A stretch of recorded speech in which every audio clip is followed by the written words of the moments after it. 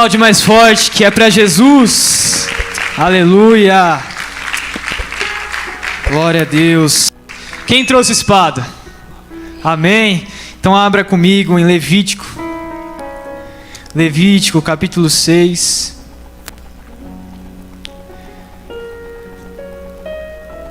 Levítico capítulo 6, a partir do versículo 11. Pode se assentar.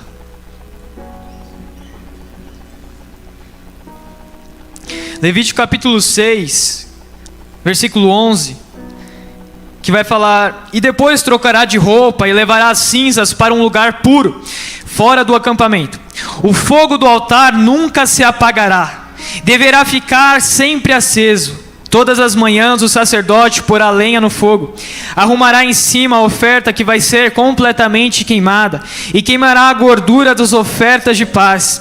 O fogo nunca se apagará do altar, deverá ficar sempre aceso. Versículo 13 novamente: o fogo nunca se apagará no altar, deverá ficar sempre aceso. Senhor, é a tua palavra, ó Pai, que está diante de nós. Espírito Santo de Deus, como igreja agora nós te pedimos, fala conosco, ó Pai. Revela, Senhor, a tudo aquilo que o Senhor quer nos falar nessa noite. Revela, ó Pai, em nome de Jesus, a tua palavra, Senhor, que entre em nossos corações como uma espada, Senhor, de 2 fios afiados. Em nome de Jesus, Espírito Santo de Deus, eu te peço, sonda agora cada coração, sonda agora cada vida, Espírito Santo de Deus, e fala, Pai, somente aquilo que o Senhor quer falar, para a tua honra, Senhor, e para a tua glória, em nome de Jesus, amém e amém. Se tem uma coisa que eu aprendi, é que um ministro da palavra nunca deve falar aquilo que ele tem vontade, mas sim o que Deus transmitiu, o que o Espírito Santo transmitiu no coração dele. Um ministro da palavra, um pastor, um pregador, não pode chegar diante do altar e falar achismo. Não pode chegar diante do altar e falar aquilo que ele quer, aquilo que ele pensa. Nós cremos que antes de toda a pregação o Espírito Santo fala conosco, fala com quem está aqui na frente, amém? E diante dessa palavra o Espírito Santo foi tocando em mim, foi tocando no meu coração. E cá entre nós, Levítico, quem gosta de ler Levítico aqui? Eu falei: Espírito Santo, Levítico, é essa palavra que Ele tem para hoje. É essa palavra que Ele tem para os nossos corações hoje. Espírito Santo, Ele quer nos confrontar, Ele quer falar conosco poderosamente. Amém? Fábio, fica para mim, por favor, no teclado. Como diz o pastor Wagner, é o tempero da pregação. Amém? Obrigado, meu irmão. Glória a Deus. E diante dessa palavra, no sentido literal, a qual a gente acabou de ler no versículo 13, a gente vê que os sacerdotes, eles tinham muitas funções. Eles tinham muitas obras a fazer diante do tabernáculo. Eles eram separados por Deus para fazer suas obras, para ter os seus afazeres, enfim. Ele tinha que cumprir aquilo que foi estabelecido por Deus a ele. O sacerdote tinha que ser santo. Ele tinha que andar em santidade. Porque se ele não andasse em santidade, ele não estava cumprindo agora o sacerdócio santo. Eles estavam debaixo da dispensação mosaica, debaixo da lei, mas mesmo debaixo da lei, ele tinha que ser santo. E uma das funções dele era próprio carregar a Arca da Aliança. A Arca da Aliança representando a presença de Deus, não que ela era a presença, mas que ela é a simbologia da presença de Deus, da glória de Deus, da Shekinah de Deus. E aí eu vejo que os sacerdotes, eles estão carregando a arca por onde eles passam. Os homens estão guerreando, os homens estão batalhando. Enquanto isso, os sacerdotes estão diante da presença de Deus, clamando, orando. Eles estão batalhando espiritualmente. E aí eu olho para a primeira carta de Pedro, capítulo 2, e vejo que o apóstolo Pedro agora está falando que eu e você somos sacerdócio real, nação santa, ou seja, eu e você, por onde andarmos, sente a presença do Espírito Santo. Por onde eu e você andar, tem que sentir, porque agora eu e você somos filhos. E a partir do momento que eu e você, sacerdócio real, por onde andarmos, a glória de Deus se manifestará.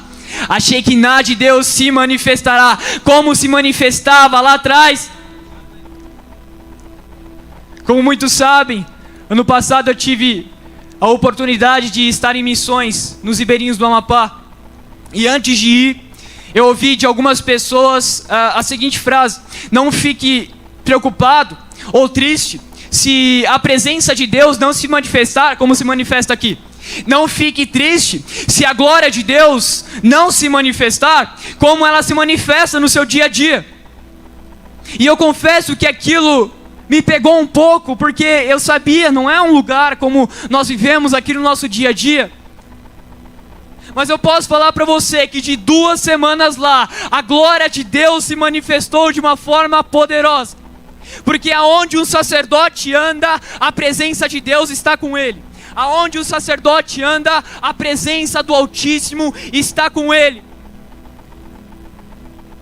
E eu recebi tanta unção naquele dia, tanta unção naquelas 2 semanas. Jesus estava conosco, Jesus estava com a nossa equipe. Por onde a gente passava, existia a presença do Espírito. E a gente sabe que por onde Jesus passa, existe libertação, existe cura, existe um transformar de vida. Por onde Jesus passa, o inferno tem que correr, o joelho tem que se dobrar e a língua tem que confessar que Ele é Senhor. Uma das maiores funções do sacerdote, trabalhando com Moisés, como sendo um profeta das nações, de Israel, melhor dizendo. E eles trabalhando junto, e uma das maiores funções dele era ser intermédio da adoração de Israel. Ele representava o povo diante de Deus e representava a voz de Deus diante do povo. Ele representava a atitude do povo diante de Deus e falava aquilo que Deus queria falar para o povo. O Espírito Santo está tocando aqui nessa noite. Eu e você somos sacerdotes e o mundo lá fora é o povo murmurando. É tempo da igreja se levantar como boca de Deus, como voz profética. É por isso que Moisés chegava diante do faraó e falava: assim diz o Senhor. Os profetas chegavam no mundo e falavam: assim diz o Senhor. Ezequiel capítulo 37, o Senhor está falando: profetiza, profetiza, profetiza sobre os vales de ossos secos. Eu quero profetizar sobre os jovens que estão aqui neste lugar. O fogo arderá continuamente sobre o altar.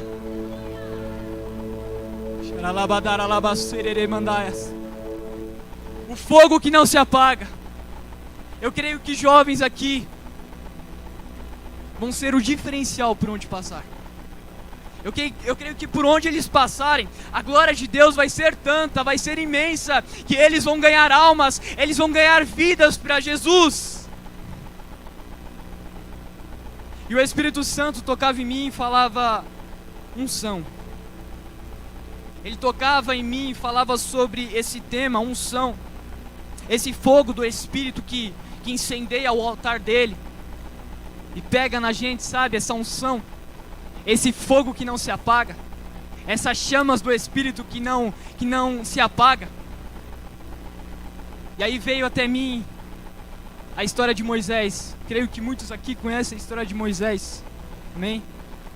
Uma história conhecida, uma história famosa.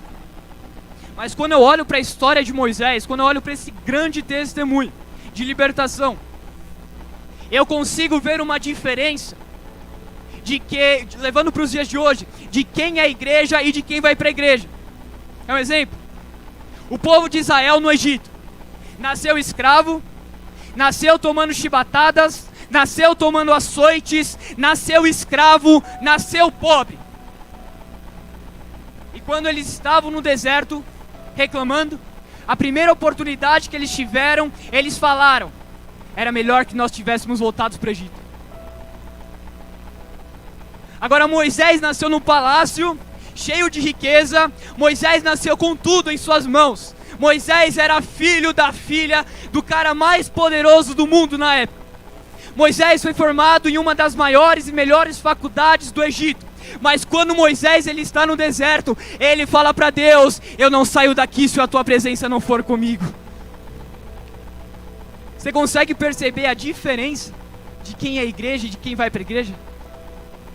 De quem apenas canta os louvores, mas de quem queima por Jesus. Você consegue perceber essa diferença? Abre comigo lá em Êxodo.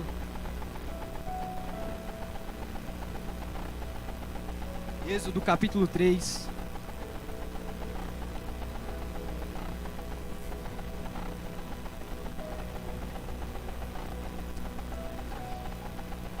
Esse chamado de Moisés, o Senhor vai falar com Moisés.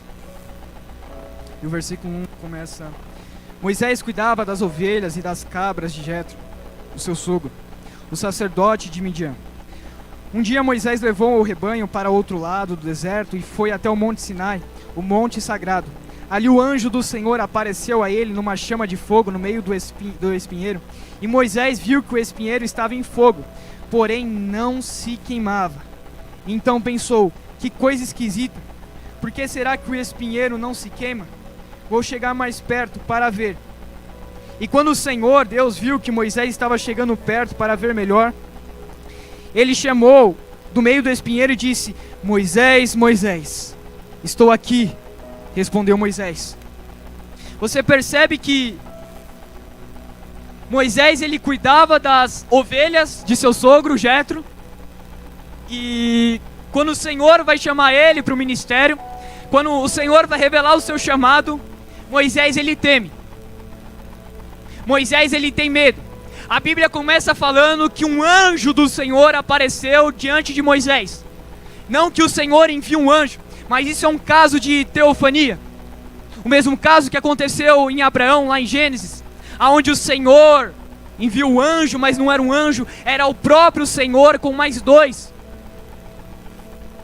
Assim como aconteceu com Sadraque, Mesaque e Abednego na fornalha. E o Senhor começa a falar com Moisés. E a Bíblia fala que Moisés teme. A Bíblia fala que Moisés teve medo. Não julgo. Se eu estou diante de uma árvore, pegando fogo, ela fala comigo, não ia ficar tranquilo. Mas Moisés teme. Mas Moisés não teme, porque a sarça está pegando fogo. Ele teme quando Deus se revela para ele. Eu sou o Deus do seu pai. Eu sou o Deus de Abraão, Isaac e Jacó. A partir desse momento, Moisés teme. Continua comigo. E quando o Senhor, versículo 4, quando o Senhor Deus viu que Moisés estava chegando mais perto para ver melhor, ele o chamou para meio do espinheiro e disse: Moisés, Moisés. Estou aqui, respondeu Moisés.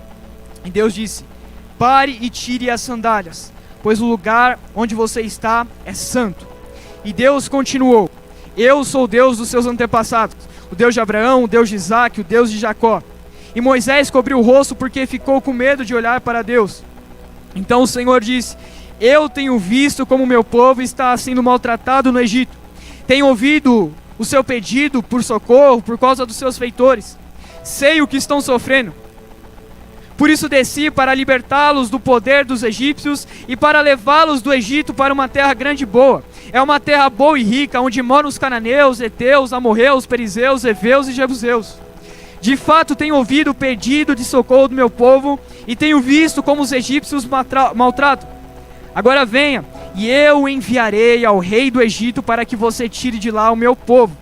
E Moisés perguntou a Deus: quem sou eu para ir falar com o rei do Egito e tirar aquele povo de Israel? E Deus respondeu: eu estarei com você. E quando você tirar do Egito o meu povo, vocês vão me adorar neste monte. E isso será uma prova de que eu o enviei. Porém Moisés disse: quando eu for falar com os israelitas e lhes disser: o Deus dos seus antepassados me enviou a vocês, e eles vão me perguntar: qual é o nome dele? E o que eu digo, Senhor? E Deus disse: eu sou quem sou. Eu sou quem sou. Moisés, ele está confuso. Existe uma mistura de sentimentos. Existe uma mistura de sentimentos em Moisés, porque ele está com medo, ele está confuso. E o que a gente vê aqui nessa passagem é que antes do seu chamado ir para o Egito, ele se humilha diante da presença de Deus, ou melhor, Deus humilha ele diante da própria presença. Moisés, tira a sandália dos seus pés. Isso na lei era lei para escravo. O que o Senhor fala aqui? Antes de você entrar na presença dele, primeiro você precisa se humilhar. Para você querer uma unção, para você querer um fogo do altar, primeiro se humilhe para ele. A gente vê tantos casos, né? Todas as pessoas falam: ah, aquela pessoa me humilhou, então Deus vai me exaltar. Os humilhados serão exaltados. Não está na Bíblia isso. A Bíblia fala que aquele que se humilhar será exaltado. Se humilhar diante de Deus, e não quem é humilhado. Moisés está sendo humilhado, ele se humilha diante da presença de Deus. E porque ele se humilha diante da presença de Deus, ele vai ter um ministério tão grande com as chamas do Espírito. A Bíblia toda a gente vai ver que o Senhor aparece de diferentes formas para os profetas, para esses homens de Deus. Para Gideão, uma teofania também. Ele estava sentado à beira do carvalho, e o Senhor aparece para Gideão, para Abraão: sai da tua parentela e vá para a terra que eu te mostrarei. Abraão se tornou um homem de fé. Você percebe que cada aparição do Senhor para cada profeta era revelando aquilo que ele seria mais para frente. Sabe como o Senhor se revelou para Moisés? Em um fogo que não se apagava. A sarça estava queimando e não parava de queimar. Levítico capítulo 6, versículo 13, que a gente leu: o fogo arderá continuamente sobre o altar, e a chama não se apagará. A chama do Espírito não pode se apagar na minha vida e na sua vida. Eu e você temos que andar em santidade. Eu e você temos que andar na presença de Deus. Agora entenda: santidade não é perfeição. Ser santo não é ser perfeito. Nós somos falhos, nós somos de uma natureza adâmica, de uma natureza pecaminosa. Mas santidade é aquele que ora, aquele que busca, aquele que jejua, aquele que lê a palavra. É aquele que não se corrompe com os valores mundanos. É aquele que não se corrompe com músicas mundanas. É aquele que não fica em cantinho de igreja fofocando e falando enquanto o culto está rolando. Ele tem reverência pelo altar do Senhor. Ele tem sentimentos, ele chora, ele fica alegre, ele fica bravo. Mas em tudo, o que prevalece nele é a voz do Senhor dos exércitos. Ele tem reverência diante do altar do Senhor. E é a partir desse momento, como Moisés tinha, que o fogo da unção veio sobre a vida dele. Veio sobre a vida de Moisés. E se a gente for separar cada ano, Moisés morre com 120 anos. E se a gente separa 3 períodos de 40 anos, do seu nascimento até os 40, dos 40 aos 80 e dos 80 aos 120, a gente vai ver que cada período ele viveu em um lugar. Ele viveu em um cenário. Os primeiros 40 anos, Moisés nasce no palácio, nas riquezas. Uau, ele está na riqueza, ele tem tudo para ele. Para que ele vai mudar? Ele tem tudo do bom e do melhor, tem tudo em suas mãos. É um guerreiro formado. Os outros 40 anos, segundo período, ele está no deserto de Midian. Ele encontra Zípora, sua mulher, sua esposa, e tem 2 filhos com ela. Era um sonho realizado, ter uma esposa, 2 filhos, constituir uma família, está cuidando das ovelhas de seu sogro, está sendo ensinado pela palavra, por seu sogro. Que momento maravilhoso. Talvez Moisés estava pensando: os meus 40 anos primeiros, eles foram até bons, vivi em riqueza, vivi na presença do rei, vivi no palácio, mas agora eu tenho uma família, agora eu tenho filhos. Isso aqui é melhor. E sabe quais são os últimos 40 anos da vida de Moisés? É no deserto. E eu posso te falar com toda certeza: os melhores 40 anos da vida de Moisés foi no deserto. Mas ele tinha a presença dos seus filhos, da sua esposa, ou então ele nasceu no Egito com riqueza. Os melhores 40 anos da vida de Moisés foi no deserto. Porque foi lá que ele andava com Deus. Agora entenda uma coisa: a unção não vem se não tiver oração, não vem se não tiver clamor. Uma pessoa que não ora e quer unção, não faz sentido. E quando eu falo de orar, quando eu falo de clamar perante a presença do Senhor, eu não estou falando de você orar 5 minutos por dia e pronto, acabou, eu tenho unção, o fogo está descendo sobre mim, não. Vocês sabem, Daniel orava 3 vezes ao dia, e eu tenho para mim que não eram orações de 5 minutos, não eram orações rasas, mas eram orações profundas, a qual ele era sincero e conversava com o Senhor, e era por isso que ele era cheio da glória. Era por isso que ele viveu tantos milagres na vida dele. Em meio às dificuldades, provações, a presença do Espírito Santo estava com ele. E não era diferente da vida de Moisés. Moisés também era um homem de oração, era um homem de clamor, era um homem que se separava dos homens para falar com o próprio Deus. Era um homem que estava diante da face do Senhor para clamar dia e noite. A história de Moisés, ela é maravilhosa. A história de Moisés, ela é linda, ela é perfeita. É claro, ele sofreu muitas provações, muitas angústias.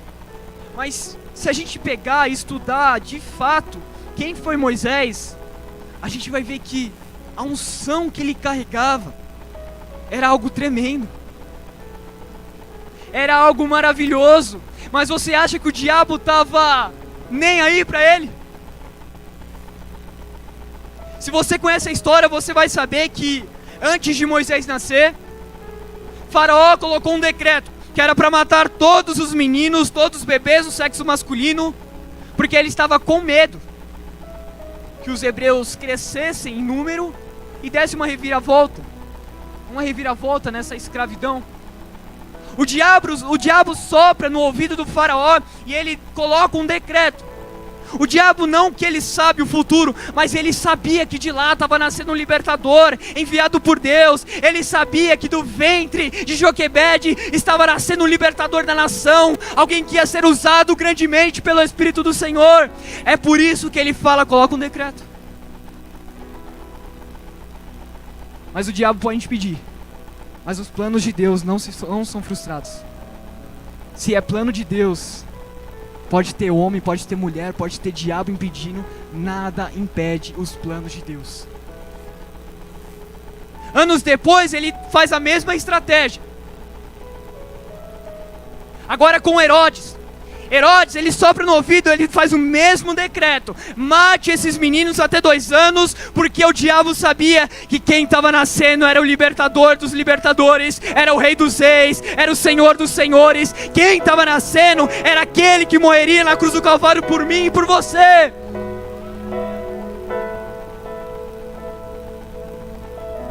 E sabe de uma coisa? O diabo nesse tempo, nessa geração, ele também está tentando oprimir pessoas, fazendo com que os jovens, as crianças, os adolescentes parem, se afastem, porque ele sabe que dessa geração haverá o avivamento.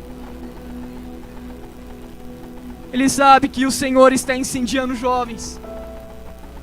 Ele sabe que o Senhor está enviando jovens cheios de ousadia, cheios de autoridade no Espírito dele.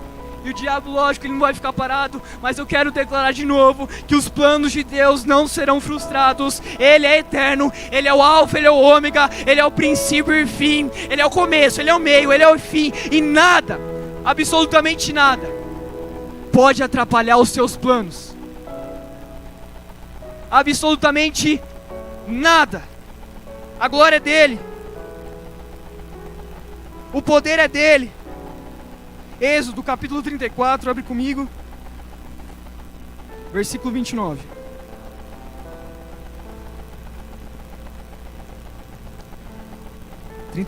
Versículo 29.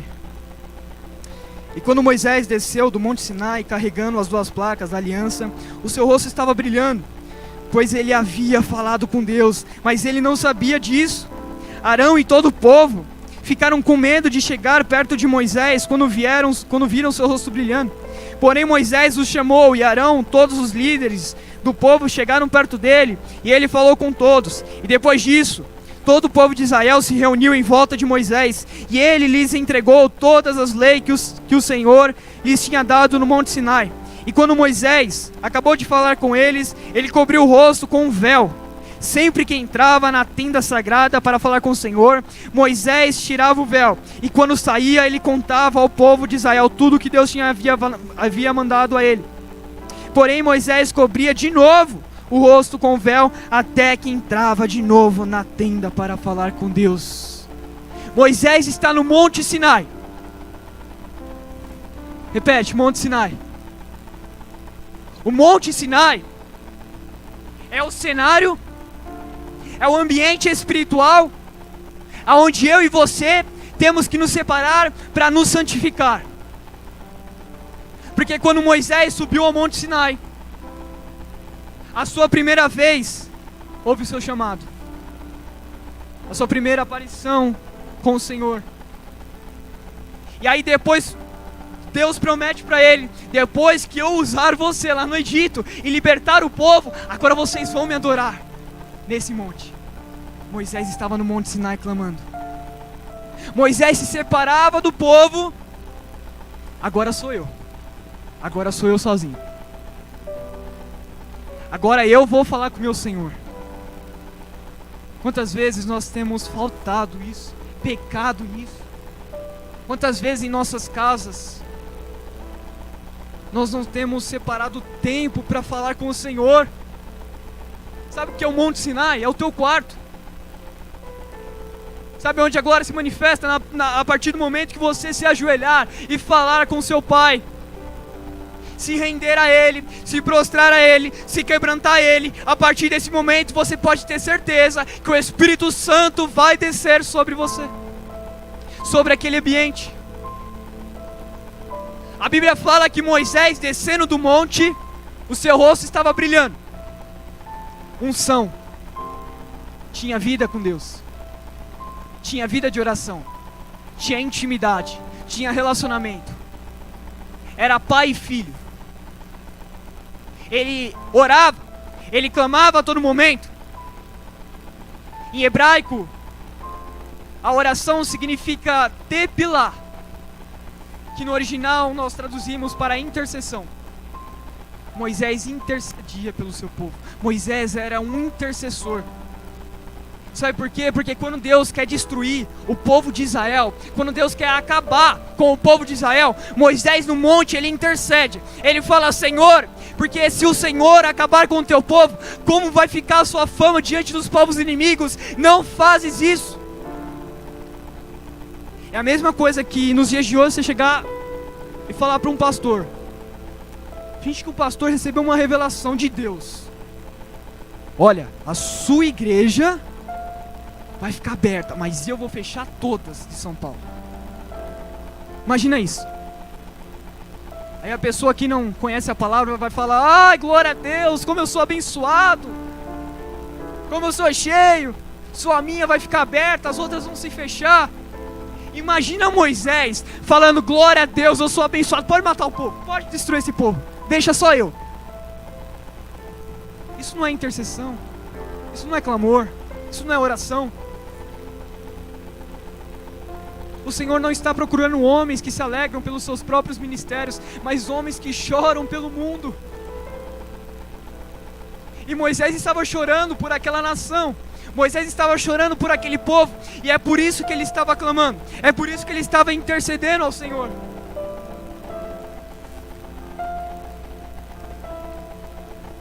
E a Bíblia é cheia de falar que homens estavam em oração. A Bíblia é cheia de falar de homens de oração. A gente olha pela Bíblia toda e vê homens clamando diante da sua nação, diante de cenários difíceis. A gente vê que Salomão está orando diante de toda a assembleia, Esdras está orando em público. A Bíblia fala que os apóstolos, os discípulos, se reuniam para orar em unidade. Abre comigo em Atos capítulo 1, versículo 14.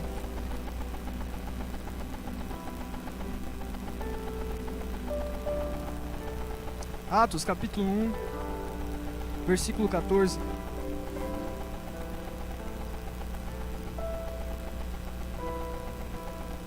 Fala assim: todos estes perseveraram unanimemente em oração e súplicas, com as mulheres e Maria, mãe de Jesus, e com os seus irmãos. Todos estes perseveraram unanimemente, perseveraram, estavam clamando. Tá difícil, nós vamos clamar, mas tá complicado, eu tô nem aí, eu vou clamar. Tá difícil, eu vou orar ao Senhor. E se juntavam com Maria, mãe de Jesus, e com as mulheres, para todos ali clamarem ao Senhor.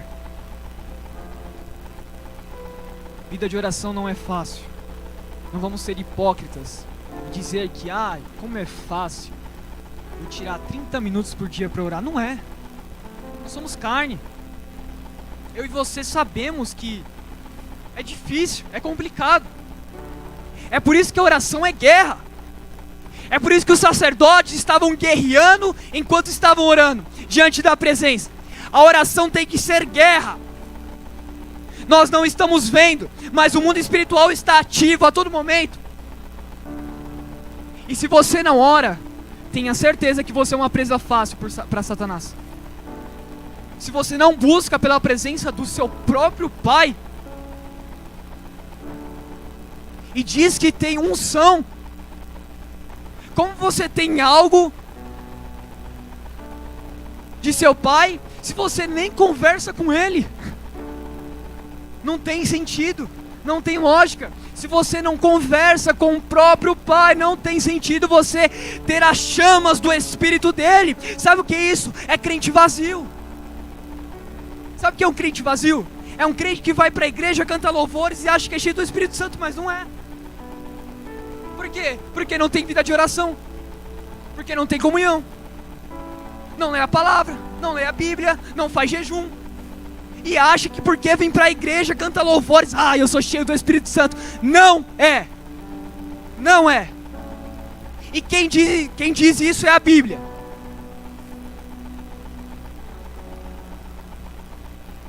O Senhor Jesus, em seu ministério, em forma humana aqui na terra, eu ministrei parte disso da outra vez, mas o Espírito Santo chama de novo isso.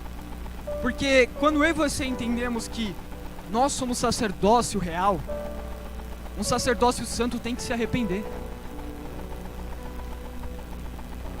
Um sacerdócio santo tem que se arrepender dos seus pecados. Mais um motivo: não existe vida com Deus sem eu me arrepender primeiro. Não existe vida com Jesus se eu não me arrepender dos meus pecados.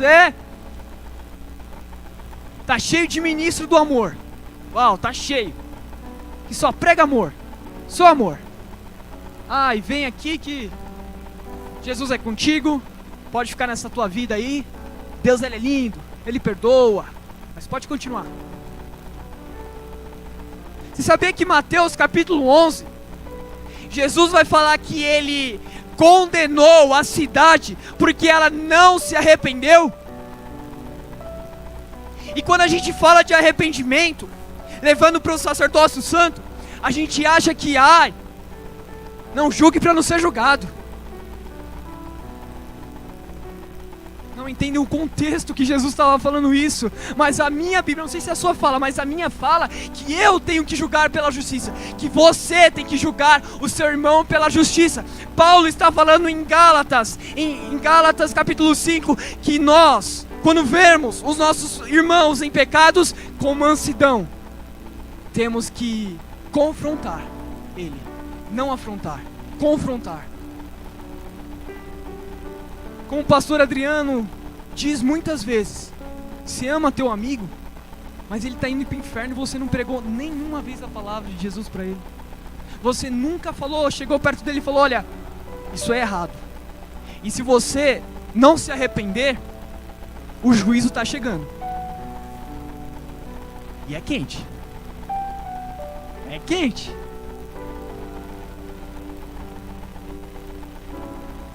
Se nós não nos arrependermos, O juízo de Deus chegará. O juízo do nosso Pai chegará. Entenda uma coisa: o Senhor, Ele é amor, mas Ele também é um Deus justo. Ele é justiça, e Ele coloca a sua justiça aqui na terra, entre nós. Como foi falado aqui muitas vezes, Deus não poupou a geração de Noé. Porque muitos sabem a história da arca de Noé, mas não sabem por quê que foi construída a arca.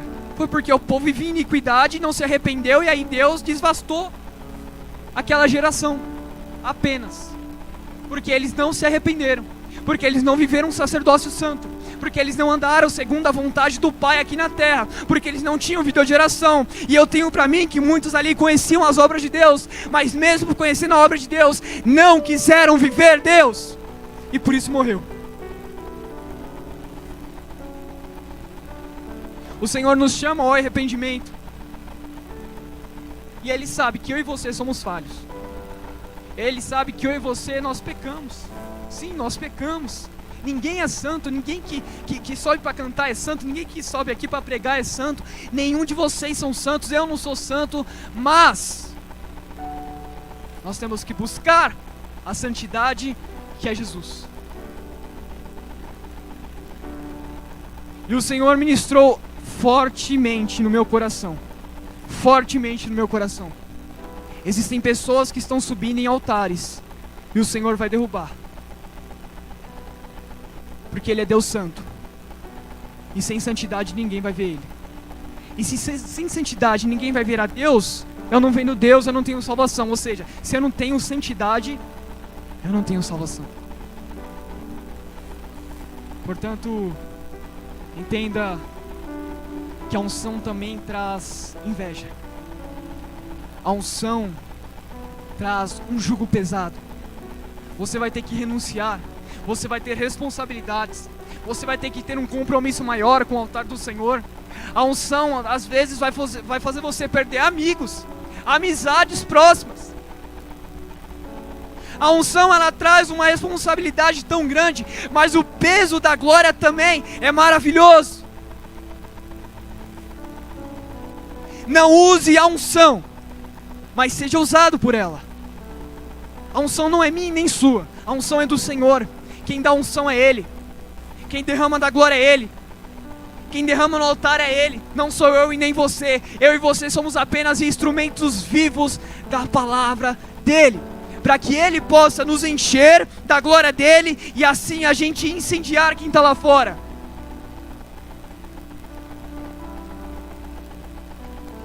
Por tanto tempo, entre esses anos em que de fato eu conheci Jesus, eu clamava fortemente ao Espírito Santo: eu quero mais, eu quero mais, eu quero mais de Ti, Senhor. E não pense que é fácil, não pense que é uma coisa tão fácil, não é. Mas o amor dele me confrontou de uma tal maneira, me constrangeu de uma tal maneira, de uma tal forma, em que eu só me via no meu quarto prostrado. Eu falava: Senhor, eu quero mais dessa unção, eu quero mais, Senhor, eu quero mais. E eu sei, não é fala bonita, eu sei que existem jovens aqui que querem queimar por esse fogo também. Quando eu falo queimar, não é de queimar no culto apenas, tem que queimar aqui também, mas eu falo de queimar lá fora, de ser o diferencial lá fora, de quando ver um enfermo na rua, parar e orar por ele, olhar com olhos de Jesus e não com olhos carnais. Essa unção que eu e você agora temos é o que quebra jugo, e é a que faz a gente sair lá fora e ser diferentes, e ser ministros do Evangelho de Cristo. Olha o privilégio que a gente tem. Primeiro, ser chamados de filhos de Deus e ministros do Evangelho de Cristo. Não fomos nós que escolhemos a Ele, mas Ele que escolheu a nós. Deus chamou Moisés no Monte Sinai, diante daquele cenário. Jesus, em Mateus capítulo 4, Ele que chama Pedro, Tiago, João, André, diante daquele cenário de embarcação. Ele chamou aqueles 4 homens para o ministério. Venham, vocês são pescadores, mas agora eu os farei pescadores de homens, de almas. E o Espírito Santo tocou em mim e falou que a unção que vai ser derramada aqui, uma unção evangelística, uma unção que vai atrair as pessoas até você, e de uma unção que você e eu vai ganhar almas para o Senhor.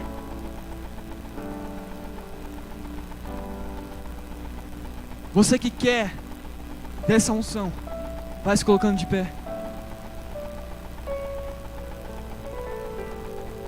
Existe um fogo do Espírito Santo neste altar. Existe um fogo do Espírito Santo que está queimando, e muitos não estão percebendo. Enquanto você acha que o Senhor está falando, eu não te quero mais, Ele está ansioso para que você se prostre diante da presença dEle, e Ele falar: filho, quanto tempo eu esperei por isso. Quanto tempo eu esperei para que você pudesse se deixar disposto e disponível para receber da minha unção.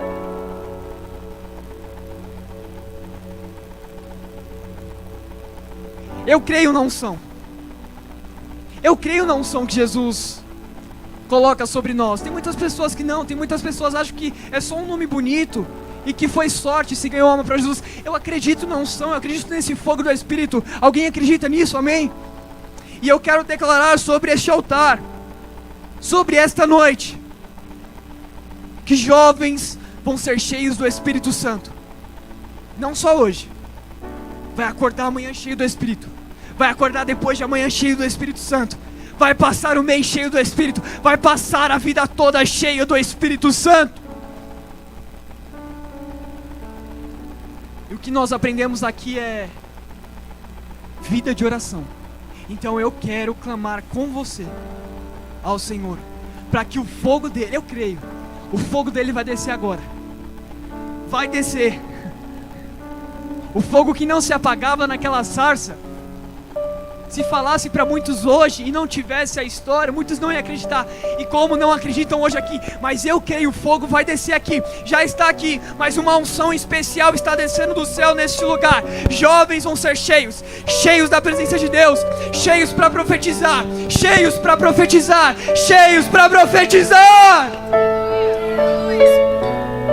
Enquanto eu oro e o louvor canta esta canção, você vai ficar na disponibilidade. Você que quer mais, você vai vir sobre este altar. E eu vou chamar os líderes também para me ajudar, e nós vamos clamar, orar por você, e o fogo do Senhor vai vir sobre a tua vida. Senhor, em nome de Jesus. Ah, papai, obrigado. Obrigado, Santo Espírito de Deus.